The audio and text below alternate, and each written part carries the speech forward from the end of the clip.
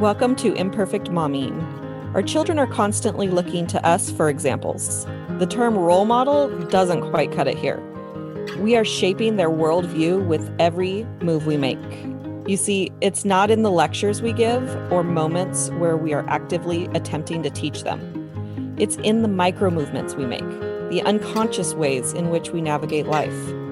We are constantly teaching our children how to show up for themselves, their friends, their future partners, and even their future children. So, what can we do to ensure we are raising thoughtful, compassionate, self-aware human beings? We have to become them ourselves. No one is perfect, but we can still all be better, and it starts with self-healing. Let's get to it.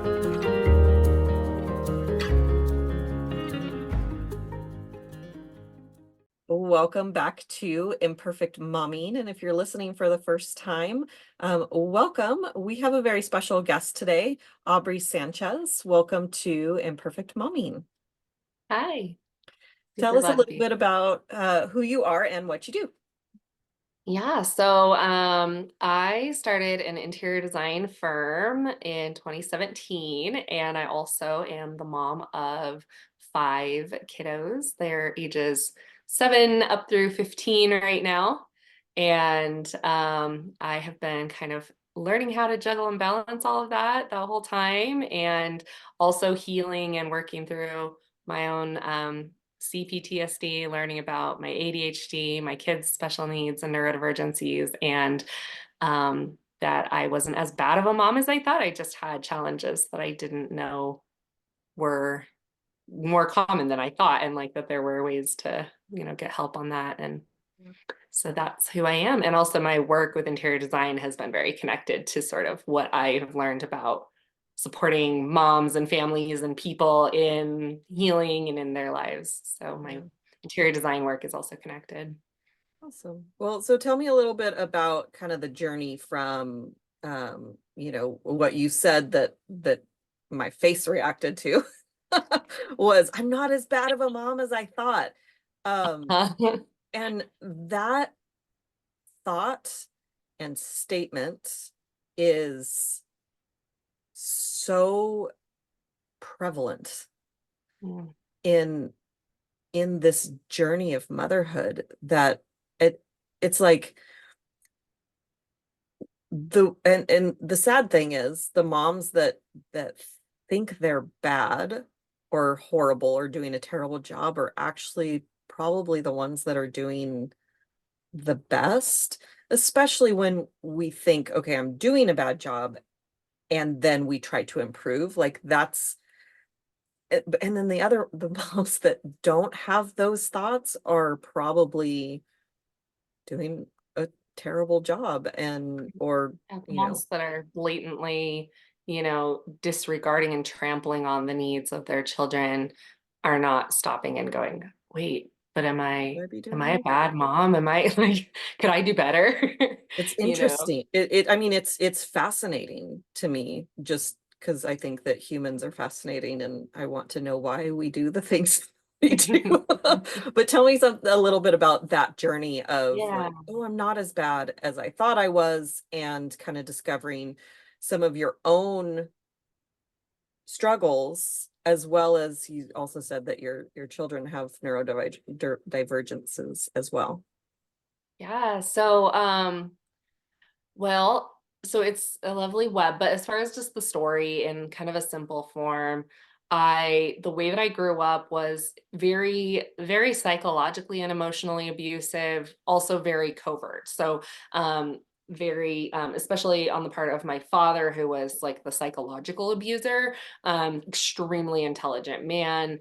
It wasn't just covert to the outside world, it was covert to us because of the gaslighting and the way that we were being taught to see ourselves as the problem. So, in other words, I thought I had this like pretty great family and that I had issues, right? I was Mhm. problematic, but like, And but I everyone, want to yeah, And I just want to pause you there too, because that is something that children do. yes, Because 100%. regardless of how good or bad your parents are, like parents are human. So Hmm. whether we're intentionally hurting our child or not, parents are human. We hurt our children. what we need to be aware of as adults, as parents, is that our children think it's Think them. wrong. They Because we totally look at do. these adults, we think they're raising us, they're taking care of us. They must know what they're doing, because why would they not? Right? Mhm. When it's actually Yep. as far from the truth as can be, like, we don't know what we're doing 100% of the time. Continue. Yep. 100%. And I love it because that's exactly like what, as I learned that, where I was able to start having that compassion for myself as a mom, and that awareness of what my kids, were going through when I was struggling. And so, yes, those are the shifts, like, to where as an adult being able to finally like embrace that.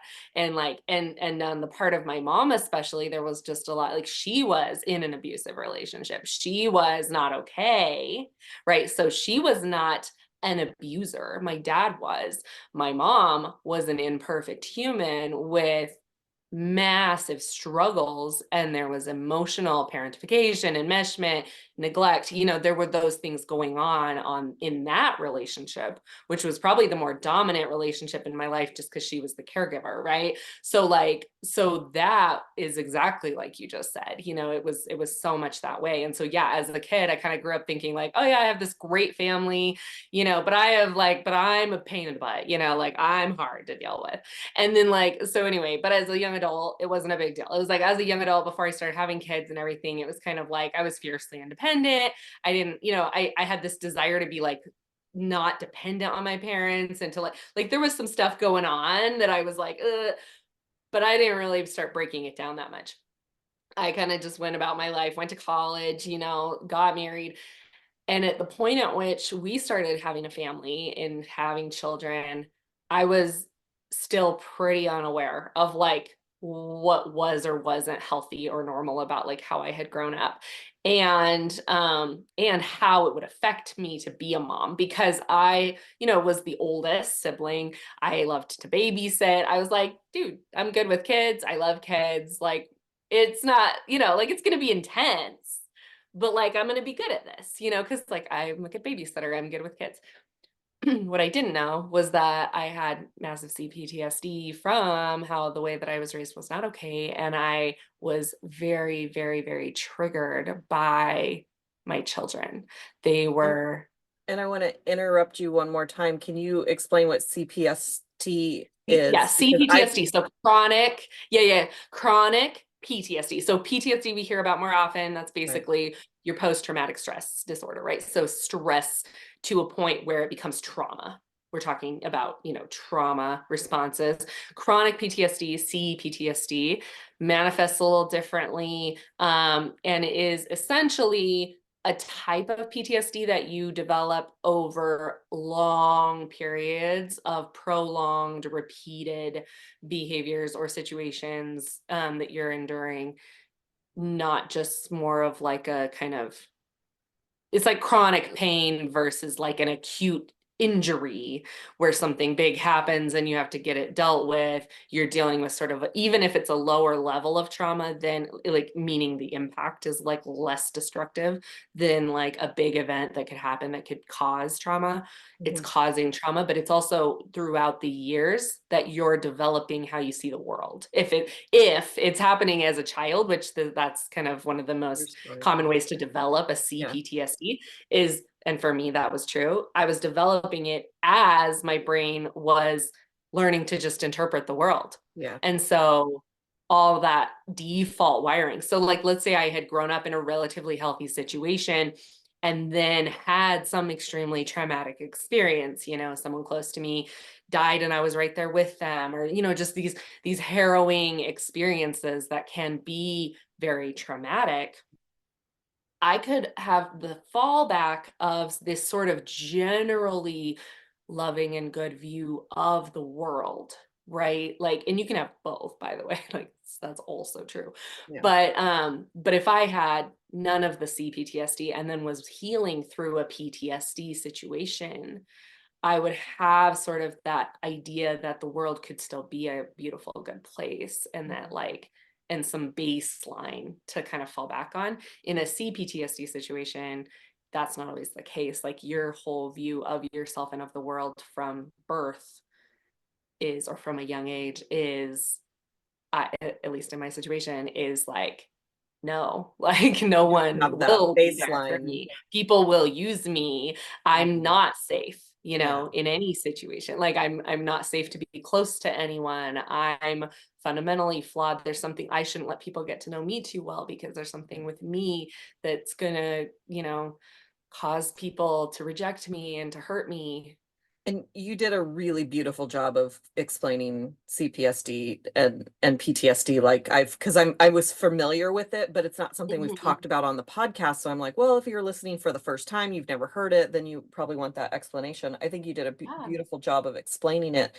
And it, you were saying if you had this healthy growing up, you had a traumatic experience of one traumatic thing, you have this, healthy brain development worldview that you could fall back on. But when you have these, abusive micro traumas, then you don't have that if you then have, a traumatic experience and so forth. So, Right. and then the Exactly. last thing that you said before I asked you to explain that was you were highly triggered by your kids. So if you want to Yeah. pick up from there, Yeah, yeah, yeah, yeah. They were just yeah, being kids, right? Like yeah, they were, I mean, they were I love to call it beautifully diverse in the sense that, their brains worked in all these different ways and there were all these different needs that they had and ways that they experienced the world. So like, I mean, they had unique challenges and things, but they were beautifully perfect. I mean, they were just who they were. They yeah. were just these amazing kids. And And I don't know if you're aware, but I'm pretty certain that every parent is triggered by their oh, children for doing for normal sure. child stuff when For we sure. And don't. all of this Yeah, exists on a spectrum because right. nobody, like just like you said, nobody has perfect parents, right? And everyone pretty much can find someone who has worse parents than them, right? I can. Like, so Yeah. it a lot of these things apply at some level or another to so many people, right? And to whatever extent that's true. And And for me, you just go said ahead. something too. Sorry. You just said No, you're something good. too that people like they you said like there's parents that are worse than mine. Yeah. And that's, yeah, air quotes. And so that also is something that we use to dismiss our pain. Yes. And and it, when we dismiss our pain, that like that inner child that didn't get what he or she needed is is being ignored, and she's being Yes. dismissed, and that doesn't help them Yes. heal. Which is why I say this applies to everyone at Yeah. whatever that showed up as, however Mhm. that looked, right? Like it's helpful to kind of see that and to say, sure, your experience is going to have differences than mine, and there's probably things in what I went through that do relate and can apply. And there's also people out there who are struggling who haven't even deconstructed and don't even understand maybe what wasn't okay about how they were raised, no matter how good of people or how much their parents loved them or they were trying their best. That doesn't mean that everything that they did was healthy for that child's development and for, their sense of self. And it can even be affecting one child differently than another child in the same home because we're different and what we needed might have been different. And so their style may have been really, really great for my sibling and really, really challenging and damaging for my needs as an individual child, right? So yes, it's so true. And I love your insight It's on so it. complicated. It Like, is. That's why I started by saying it's a mess and it's a yeah. web. It's a Yeah. big intricate, thing. And so yeah, we kind of use language to explore it, but I'm always like there's all these angles we can come at it from. There's all these ways we can describe it and look at it, and we all as humans have so much in common and so much diverse in our experiences and in who we are and what we interpret from things. But we also all have human pain and we all had needs that weren't met and we all have things, right? So yeah, so I mean, having little babies and toddlers and everything, I mean, it's physically freaking intense. You're not sleeping, like all of that can bring out sort of, the like worst in us or the, um And so, yeah, so that was the case for me. And in my case, because of the nature of some of the psychological abuse that had been going on, um, it was pretty debilitating. We'll put it that way. Like it was, so like as I was triggered and things, I was very, very, very much struggling to function at any kind of level that I had been able to before having children. So I was, I mean, it was like extremely difficult for me to take any care of myself, meaning to eat anything, to shower even once a week, to make it my way out to the mailbox. I was living in an apartment that had no laundry in it. So there was a laundromat for the laundry. So to go do that. Basically just to survive the day and nurse, my baby and change diapers. And like, that was like pretty much maxing me out. And even then it was like, I might struggle to get myself to do the next thing that I know needed to happen. Right. And, I was just depressed, very depressed. And, and then so I was very intuitive and spiritual and had grown up very religious, some of which was part of the control in my home that was used as this very controlling thing. So all that to say, I had strong beliefs about like that I should have, that I should be a mom, that I should stay home with my kids, because like that was the most important work for me to do in this life. And I also had some very strong like intuitive experiences that I believe were real for me, where it was like I wanted more kids. I had come from a big family. I loved having a lot going on. I wanted that. So I was like having more children. And I wanted them close together because I wanted them to have each other, but I also just wanted to get through this. I kind of had this like put my head down and just power through it and get through the hard part. Like that was my mindset, right? And now I kind of look at others who are not necessarily choosing to approach it that way. And I'm like, oh, I'm glad they know that at least that's a choice, like that they can take 5 years between every one of their babies or however they want to do that is beautiful. But for me at the time, it was sort of like, this is the only way I'm going to survive this is if I just have them quickly and put my head down and just survive it, you know? Yeah. So by the time so out of five, my fourth was a baby. She was a baby. And then it was like, they were ages baby 2-year-old, a 4-year-old and a 6-year-old. Okay. So that was my brood at the time. I was being a stay-at-home mom. We had gone to an apartment several states away from home with no furniture and barely any money in one car for my husband to do an internship. It was for his master's program for his MBA.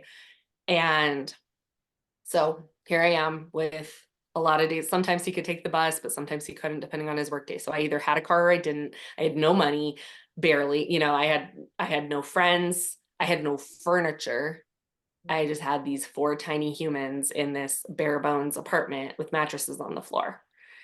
And um and that was the low point. That was when I began to essentially ideate and plan how I was going to leave them without traumatizing them. Okay, so like obviously I never figured that out because there was no way to leave them without traumatizing them. That's the only reason I didn't leave.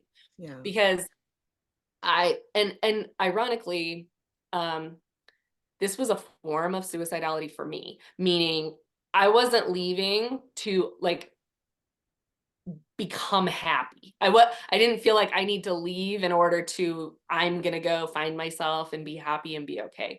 It was like, it does not matter what happens to me. They don't deserve me. Like they need someone who's a better mom. I need to get out of the way so someone can come take care of these babies and love them the way I can't. And at that point my depression was showing up as rage. So I felt and expressed rage around normal childhood stuff. Yeah. You know, the dining room in this apartment was carpeted. Love that for me as a mom with toddlers, right? What the heck? And like, you know, and it was like, you know, the 2-year-old spilling milk on the carpeted dining room, you know, and just internally just rage, you know, and trying to tone it down, like in how I expressed it at him, but like still, you know, just anger. And those were the moments where I was like, they deserved something better than this. And that's where my head was at. I believed that. I believed that I would never be what they needed me to be, and that I would never be able to meet their needs and to be the kind of mom that they deserved.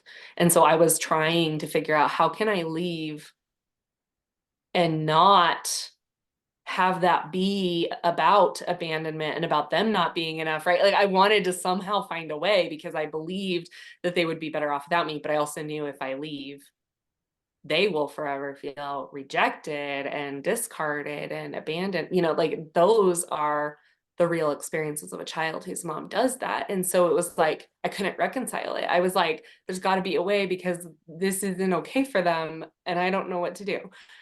And I finally started to share, even though I had so much shame around that I felt that way and that I thought those things. I started to talk about it. I told my husband, I told my mom, I told my sister, and we were getting closer to the end of that summer. And so I set up so that when we went back, I would have therapy and like things lined up, and to try to find solutions for this situation, because it felt so unmanageable. And it was on the way back home that we had stopped in this like historic town, and it was this historic site for the church that I was in at the time. And um, what was crazy is that it was on that trip that and the few days we spent in that like reenactment, it's Nauvoo in Illinois, but it's this reenactment village, and from, you know, the 1800s. And so I had this moment where I was looking around and going, there's a totally different culture here, where people were believing some of the same theology that I was believing, but the culture was totally different. There was no like, oh, the women should stay home and not work. Like what? It was this little like pioneer town before they like went west. And like, I mean, the women made quilts and taught school and did herbs and like, you know, and Yeah. like I had this whole mindset shift where I went, dude, I went to school for interior design. I'm a human with passions and a personality and needs, and like I cannot just hold my breath and try to survive the next 18 years with these children. Like I have to actually be a whole person. That's when I started to like get that insight and, you know, feel that inspiration to like, I gotta be a whole person. Like if they have less time with me every week, but I stick around because I'm healthy and I can be there for them, and they know I care and that I love them, and that I'm okay too, and I'm not the martyr. I'm not like, it's not like, oh, mom's depressed because we are the problem, right? Which was part of what I had growing up. And so it all started to click and to fall into place, and it's been still this huge journey since then of learning what that even means. I mean, I still like, this is the one that was the baby at the time is now 9, right? Okay. I still like go to therapy, and my therapist says, you know, okay, like, you know, you're in a flashback, like this is something's coming up for you and it's lasting for days. What self-care can you do? You know, what do you need to do to sort of help your nervous system and to be in a good space? And I'm still like, big part of me doesn't want to take care of myself. You know, like I'm Mhm. still rewiring Yeah. all of that stuff, right? Like it's a very long process. And so I've really had to embrace that growth isn't all at once, and it's messy and it's slow, but it's real. Like I've finally learned that yes, I can be who my kids, I already am who my kids need me to be, and I can grow in my ability to be present with them and my ability to manage myself, my ability to differentiate, like to be like, hey, they can have a different opinion than me, and that's okay. That's great. Actually, it's wonderful. So that, yeah, not that that's a short version, but No, I mean it was a beautiful version. I love that there you just had this this download of like I can be a whole and complete person, or my kids deserve this whole me as a whole and complete person.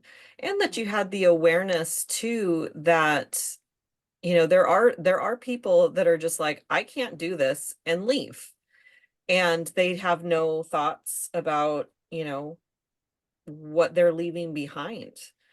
Um, or they actually legitimately think, okay, my kids are going to be better off without me, but they don't have the conscious awareness of, like you did, about, yeah, but they're not going to be better off without me. They're actually going to blame themselves that they weren't good enough. And I'm not saying that in any kind of shame way, like we just don't have the awareness, but I think that it's amazing that you did, especially in the state of mind that you were in. Yeah.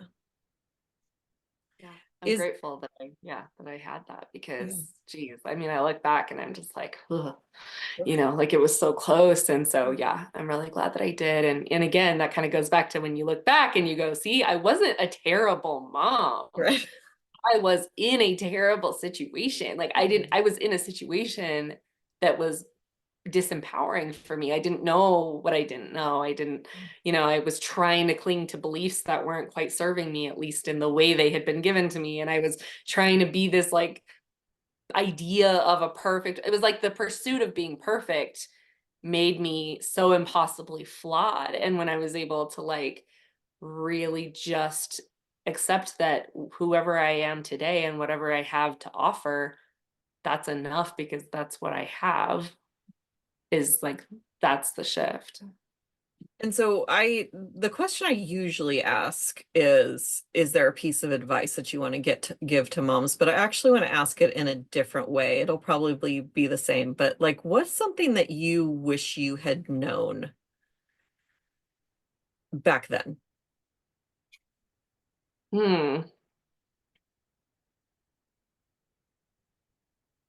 I'm trying to think how to word this, but almost like that there was space for my children to thrive and me to thrive, and that I could take up space and have needs and do things that I wanted and needed. I didn't even have to justify it as a need. It could just be a want. And that was okay. Like I could want and need things, and so could my kids. And Mhm. that it wasn't like a zero-sum game. Like either I'm a selfish mom who takes care of herself, or this like selfless martyr mom who puts her kids first. Like I could strongly value my children and I could matter too. Like there was just space for all of us to be human and have wants and to thrive, all of it.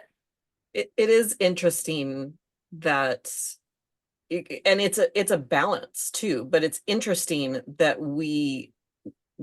in some respects that we cease to exist as moms as soon as we become a mom because they have needs and they can't take care of it, like taking care of ourselves and taking care of a child or children at the same time.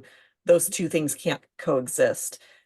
It is very fascinating that that's kind of the message that we get, that we're kind of programmed into, that's the truth, when in reality, like we're actually not supposed to be doing it all on our own.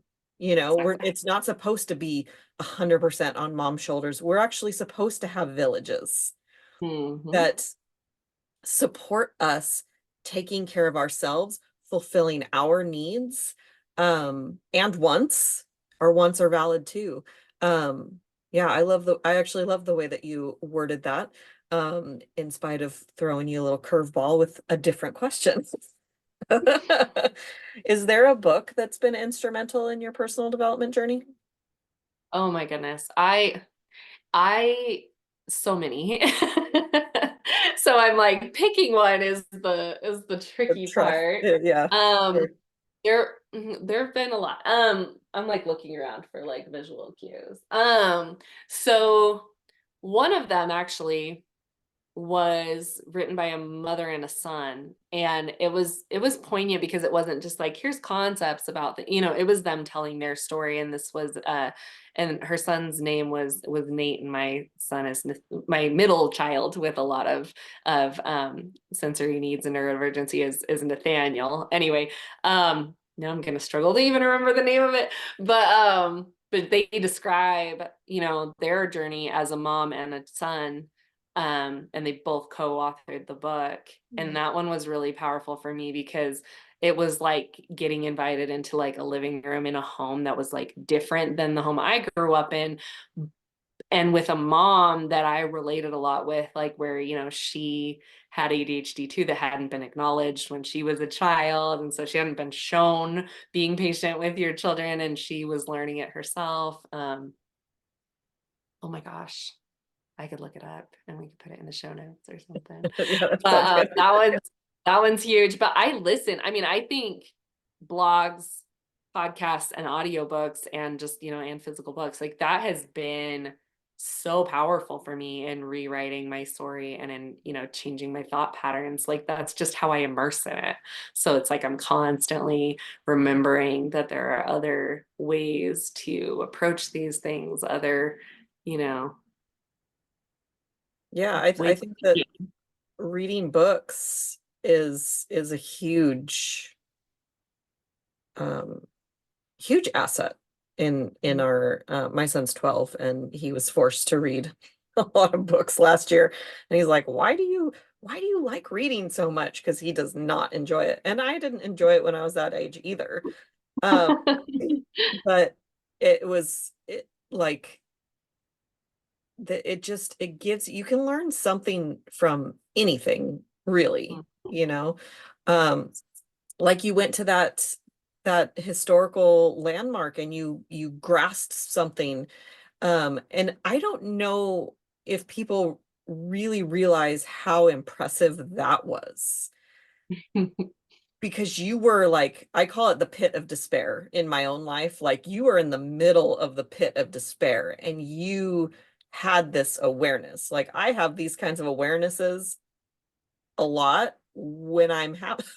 When I'm like when I'm happy, like I have these, I'll have the, like I was reading, I love reading autobiographies, or listening to rather, autobiographies of celebrities, and I just finished Will Smith's um autobiography, and the very first chapter was, and I mentioned it a couple times I think on the podcast, the first chapter he was talking about building this wall that his dad made him and his brother build, and it would have taken a contractor like a day and a half to do it, and it took them a year and a half. And they were complaining about it one day, and the dad came out and he said, are you focused on the wall, or are you focused on the brick? What are you focused on? If you focus on the next brick, the next task, you can't get overwhelmed. When you're focusing on the whole wall, you get overwhelmed, you know. But you were in, the pit of despair when you had this like probably felt like a lightning bolt to your brain. Like I can be whole and complete and still be a good mom. That's huge. Yeah, thank you. So Yeah. where can our listeners find you? So I have a free Facebook group. It's called Surround Yourself with Beauty. Um and so we can stick a link for that. And then Aubrey-Sanchez.com is where kind of events and things that I'm starting to do aside from like my design services. Yeah, It's on there. So perfect. Well, thank you for being here and pouring into our guests and sharing your imperfect story of how you've gotten to where you're at. Um, yeah, I appreciate your time. yeah, this was lovely. It was really great talking to you, and I love what you're doing. I'm excited that I found your podcast. So Thank yeah. you. So if you are listening, don't forget to like and subscribe on whatever platform you are listening to this on. It's really helpful for small little podcasts like mine, to help them grow. And until we meet again, keep healing. Bye, guys. Thank you for tuning in to Imperfect Momming. It's time for us to step up and realize that our power is not in trying to shape our children. Our power lies in shaping ourselves into the people we want our children to model themselves after. Don't just do it for your kids. Do it for yourself. When you become a more self-aware, compassionate, and confident person, you and everyone around you benefit. For more information about me and my work, visit AlysiaLyons.com. That's ALYSIALYONS.com. See you next time.